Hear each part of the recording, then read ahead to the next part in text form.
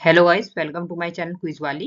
आज के topic question का डिस्कशन स्टार्ट करते हैं। और अगर आप किसी भी कॉम्पिटिटिव एग्जाम्स की तैयारी कर रहे हैं तो ये आपके लिए यूजफुल होगा। Let's start. तो क्वेश्चन वन से स्टार्ट करते हैं।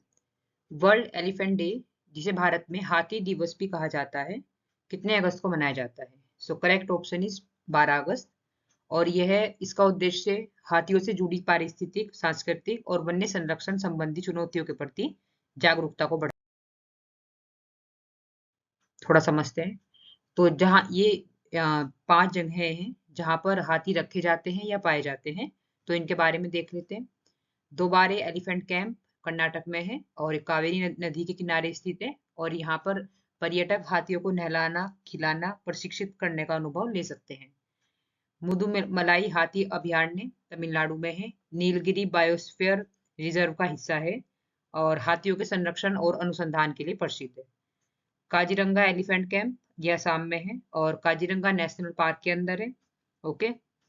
उसके बाद में अनामलाई अनामलाई टाइगर रिजर्व और हाथी प्रशिक्षण केंद्र भी है, बोलते हैं इसे। और ये तमिलनाडु में है, यहाँ कई प्रशिक्षित कुमकी हाथी रखे जाते हैं। ओके। और पिन्ना वाला हाथी पार्क ये भारत में नहीं है लेकिन तुलना हेतु प्रसिद्ध है, तो ये श्रीलंका में है। ओके। भारत में इसका जिक्र अक्सर इंटरनेशनल संदर्भ में आता है। भारत में प्रोजेक्ट एलिफेंट के तहत अब तक 33 एलिफेंट रिजर्व अधिसूचित है। ये आप याद रखेंगे एग्जाम पॉइंट ऑफ व्यू से। Next question guys. Great barrier reef में 2025 में सर्वाधिक वार्षिक कोरल हानि कितने वर्षों में दर्ज की गई? ये ऑस्ट्रेलिया में है, जैसे हम सब जानते हैं। और ये करेक्ट ऑप्शन इज, इसमें वार्षिक कोरल हानि हुई है तो ये कितने वर्षों में दर्ज की गई है? 39 वर्ष। ठीक है। ये ऑस्ट्रेलिया के क्वींसलैंड राज्य के तट के पास कोरल सागर में स्थित है। कहाँ पर स्थित है ये आ सकता है क्योंकि ये बहुत इंपॉर्टेंट है एग्जाम पॉइंट ऑफ व्यू से। ओके। और यह दुनिया की सबसे बड़ी कोरल रीफ है और लंबाई लगभग 2300 किलोमीटर है और 2900 से अधिक अधिक अधिक अलग अलग रीफ यहाँ पर है। और इसे यूनेस्को विश्व धरोहर स्थल घोषित किया गया है, इसलिए भी इम्पोर्टेंट है। और यहाँ कई दुर्लभ समुद्री प्रजातियां पाई जाती हैं, जैसे डुगोंग, समुद्री कछुए, रंग बिरंगी मछलियां आदि।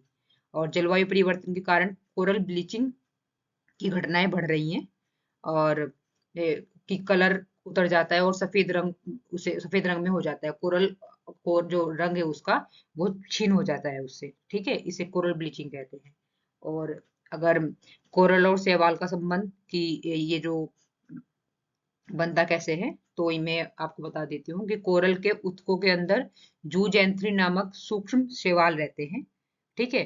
तो ये शैवाल प्रकाश संश्लेषण से कोरल को भोजन और रंग देते हैं और कोरल उन्हें आश्रय व कार्बन डाइऑक्साइड देता है। तो दोनों एक दूसरे को एक उसे भोजन और रंग दे रहा है और दूसरा उसे रहने के लिए और CO2 प्रदान कर रहा है। तो दोनों एक दूसरे में रहते हैं। ठीक है।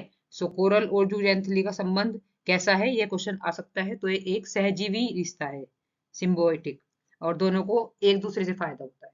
ठीक है। जैसे एक घर में एक होटल है, होटल में गेस्ट आ जाए तो हम गेस्ट के लिए चीजें कर रहे हैं और गेस्ट फिर हमें पैसे दे रहे हैं, तो दोनों का फायदा हो रहा है एक तरीके से। ठीक है। उसके बाद में श्रेष्ठ इंडेक्स किस क्षेत्र के सुधार के लिए बनाया गया है? सो हमारा करेक्ट ऑप्शन है दवा विनियमन। और थोड़ा समझते हैं इसके बारे में। श्रेष्ठ इंडेक्स क्या है? श्रेष्ठ state health regulatory excellence index Bharat का पहला ऐसा राष्ट्रीय स्तर का इंडेक्स है जो राज्य स्तरीय दवा विनियामक प्राधिकरणों की कार्यकुशलता, संसाधन, लाइसेंसिंग, सतर्कता आदि का पारदर्शी मूल्यांकन करते हैं। ठीक है। दवाई वगैरह रेगुलेट करते हैं। और इसे CDSCO ने लॉन्च किया है। CDSCO क्या है? Central drugs standard control organisation है। और भारत की राष्ट्रीय औषधि नियामक एजेंसी है ये। ठीक है। और स्वास्थ्य एवं परिवार कल्याण मंत्रालय के अधीन है। ये पूछ लिया जाता है किसके अधीन है? मंत्रालय बहुत इंपॉर्टेंट है एग्जाम पॉइंट ऑफ व्यू से। और मुख्य काम क्या है? दवा और वैक्सीन की मंजूरी देना, उनकी गुणवत्ता सुरक्षा को ध्यान रखना, सुनिश्चित करना, क्लिनिकल ट्रायल्स की अनुमति मॉनिटरिंग करना, सही से हुए नहीं हुए। ठीक है। और इसका मुख्यालय कहाँ पर है? हेडक्वार्टर ये न्यू दिल्ली में है। और ये drug controller general of India के अंतर्गत काम करता है। मंत्रालय क्या है, कौन से मंत्रालय के अधीन है और किसके अंतर्गत काम करता है और ये क्या है? तो ये आप सब चीजें इसके बारे में CDSCO के बारे में ध्यान रखेंगे। नेक्स्ट क्वेश्चन गाइस, नई सेमीकंडक्टर परियोजनाओं के लिए कितना निवेश मंजूर किया गया है? ठीक है, तो करेक्ट ऑप्शन इज 4594 करोड़। सो ये मतलब 4000 से ऊपर है, 4500 के आसपास है, उस तरह से थोड़ा आप याद रख लेंगे इस चीज को। और ये क्या है कि सेमीकंडक्टर क्या होता है कि मोबाइल, लैपटॉप, टीवी, कार के सेंसर, इन सभी सभी में मौजूद चिप सिलिकॉन से बने सेमीकंडक्टर होते हैं। ठीक है, तो ये इन सभी चीजों में प्रयोग किए जाते हैं,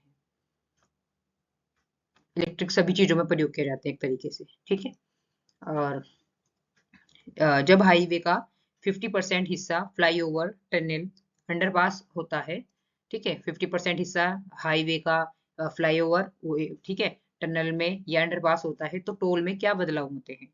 ठीक है, सो ये एक बहुत अच्छी जानकारी है, टोल 50% तक घट जाता है। ओके, और इसमें भी एक नया 15 अगस्त से लागू होगा, उस वो क्या है कि वार्षिक पास बनाया बनाया गया है, एनुअल फास्टैग पास। और इसमें क्या है कि 15 अगस्त 2025 से निजी कार, जीप, वैन वाले उपयोगकर्ताओं के लिए 3000 में एक वर्ष या 200 टोल यात्रा तक चलने वाला पास लॉन्च किया जा रहा है। ओके, इससे बार बार टोल भुगतान की जरूरत नहीं होगी। और एक इसमें टर्म होती है परपेचुअल टोलिंग।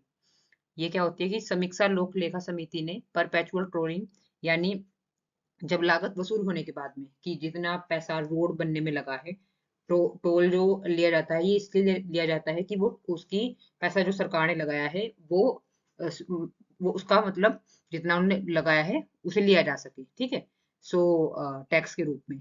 तो यानी जब लागत वसूल होने के बाद भी टोल जारी रखा जाए, उस पर आपत्ति जताई जाती है, तो उसे परपेचुअल टोलिंग कहते हैं कि लागत वसूल हो चुकी है, जितने में रोड बन चुकी थी उतना पैसा टोल के द्वारा आपने स्वीकार कर लिया है, ले चुके हैं, आप वसूल कर चुके हैं, लेकिन उसके बाद भी कंटिन्यू रखी जा रही है। ओके, सो भारत में AMR साइलेंट पेंडेमिक के कारण 2050 तक अनुमानित मौतों की संख्या कितनी हो सकती है?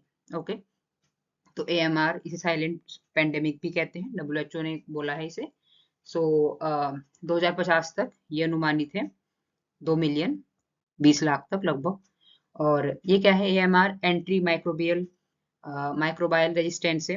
इसमें क्या होता है कि बैक्टीरिया, वायरस, फंगस या परजीवी दवाओं के प्रति प्रतिरोधी हो जाते हैं, जिससे सामान्य इलाज काम नहीं करता।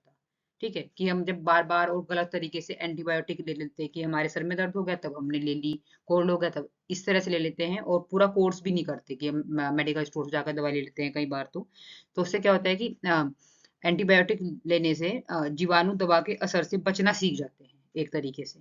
ठीक है, तो उसे एंटीबायोटिक रेजिस्टेंस कहते हैं। ओके, सो इसकी वजह से जो 2019 तक लगभग 4.95 मिलियन मौतें हो चुकी हैं, और ये तो सीधे ही AMR से हुई हैं 1.27 मिलियन।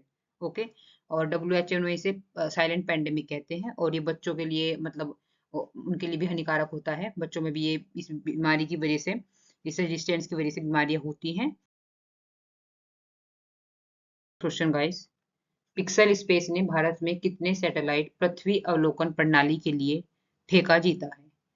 तो करेक्ट ऑप्शन इज 8।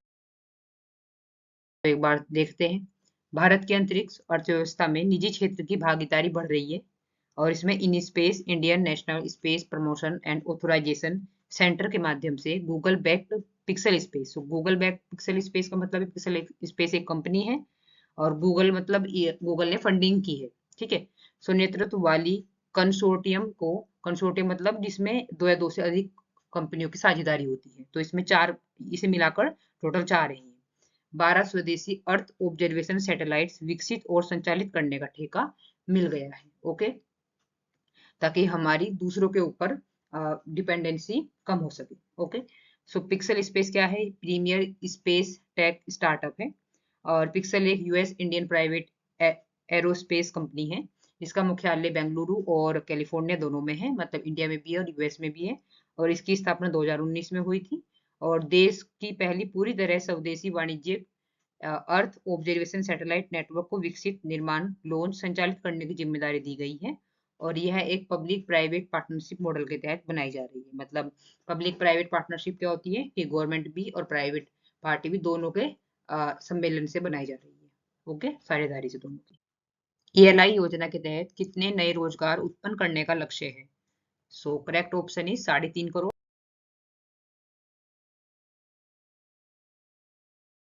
तो एम्प्लॉयमेंट लिंक्ड इंसेंटिव स्कीम, ठीक है, ELI की फुल फॉर्म है, को 1 अगस्त 2025 से लागू किया जा रहा है, जिसमें 99,000 करोड़, 99,446 करोड़, ठीक है। तो आप याद रखेंगे कि पूरा 1 लाख करोड़ के आसपास है ये बजट है इसका, और इसका लक्ष्य 2 वर्षों में 3.5 करोड़ नौकरी सृजन करना है।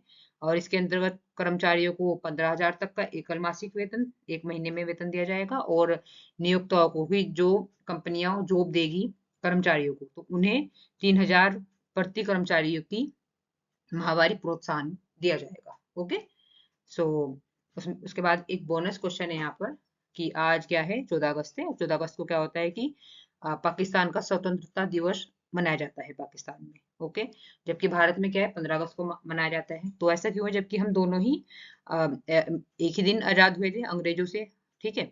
सो इसमें क्या है कि अंग्रेजों ने, कि जिन्हें सत्ता सौंपनी थी, तो उनके लिए, ताकि समय बचे, ठीक है, क्योंकि दोनों ही जगह एक ही दिन पर सत्ता सौंपना मुश्किल है, तो इसके लिए उन्होंने 14 अगस्त को पाकिस्तान को सौंप दी थी और 15 को फिर हमें सौंपी।